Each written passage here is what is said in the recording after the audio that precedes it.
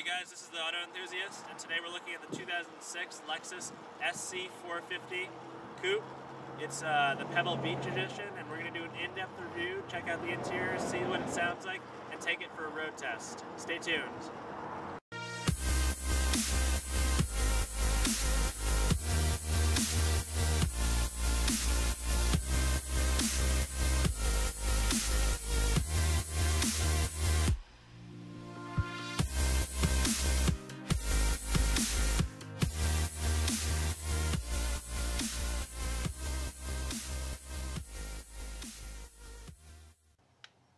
The 2006 Lexus SC430 has a 4.3-liter V8 engine.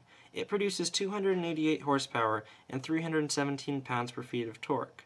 This coupe weighs in at 3,840 pounds, a reasonable weight for a car packing a V8. It runs a 0 to 60 in just 5.8 seconds. The engine is a continuously variable valve timing engine, and this gives the coupe a larger power range. The sports-tuned suspension has a double wishbone design. The weight distribution is close to even with a 53-47 split. This allows for a balanced and stable drive. The SC430 has a retractable hardtop and a very attractive dual exhaust. The top retracts in just under 25 seconds. It makes 19 in the city and 25 on the highway.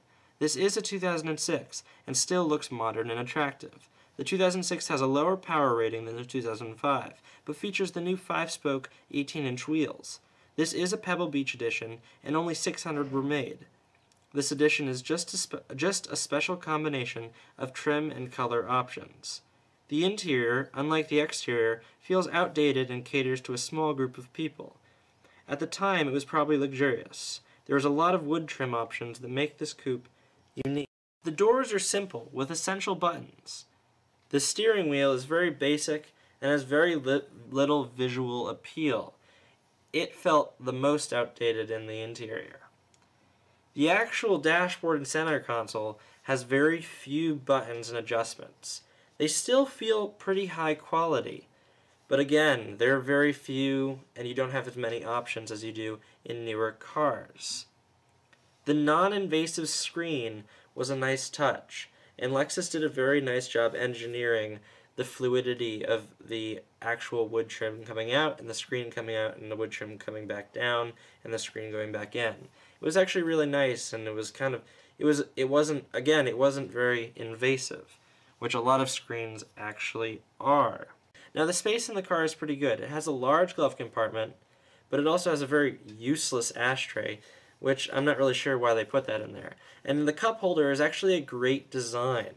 I was very surprised with this. Lexus has done a nice job putting a large cup holder into a small amount of storage, and it comes out in a pretty fluid manner. Now, in the armrest, the space is actually one of the largest spaces I've ever seen. Actually, both of them are. Lexus really utilized the amount of space that they had, and kudos to them for providing a lot of space in the small coupe. Now, the trunk was actually absolutely ridiculous. For a coupe with such an elongated rear and a pretty good-sized coupe, you wouldn't expect such a small trunk. You would actually probably have difficulty fitting 5 shoeboxes. Yes, only 5 shoeboxes. In person, it's actually a lot smaller. The video doesn't really give it justice, but it's an extremely small trunk. It's nearly useless. First off, one weird thing is usually you find some lever here to get the seat back. It's actually on the other side of the seat, which is kind of hard to get to. So I pull it back. There is no way I'm going to get into that. I'm not even going to try. I don't know why this Lexus has a back seat. I can't even put my hands in where the legroom is. And it has a flat back bench seat, which no real human being could sit behind. So I'm not really sure why this back seat's. But again, the front seats are comfortable, so it's a nice 2-person vehicle.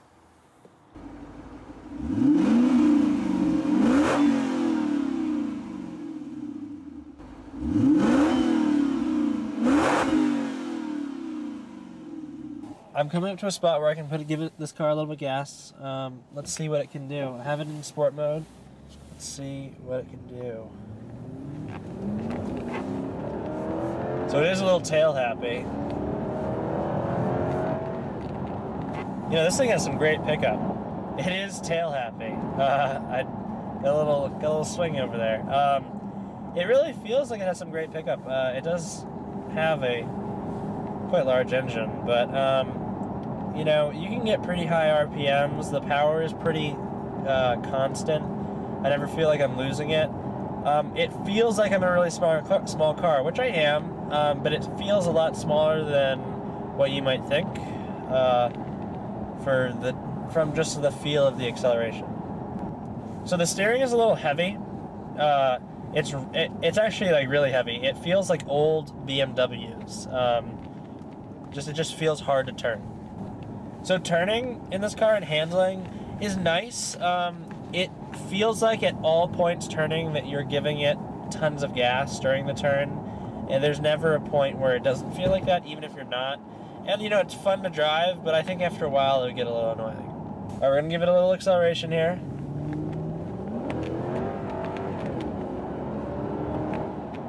You know, it shifts quickly, but there is a little bit of a lag with the shifting. It's a fun car. I definitely feel like I'm getting rocketed out there.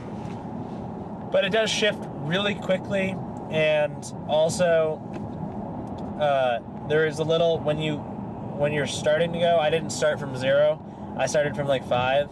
It took a second from when I pushed the pedal to the car actually shifting down, which was a little annoying, but the actual acceleration I got after was quite satisfying. The overall feel to the road, I feel pretty connected to the road. You know, it feels like a very old German car.